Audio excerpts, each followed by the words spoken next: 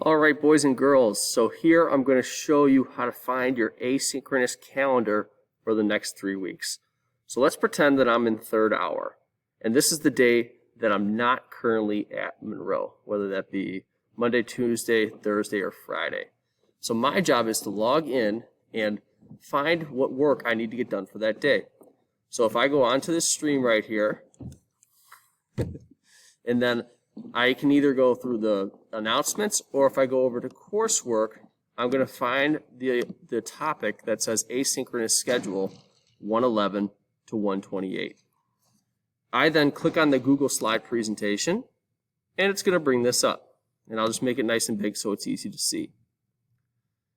When I go to the next slide here, there's going to be a video that shows how to do this. So don't worry about that. If you make 2 clicks, you're going to find the calendar. And let's say that today is Monday and I'm group B.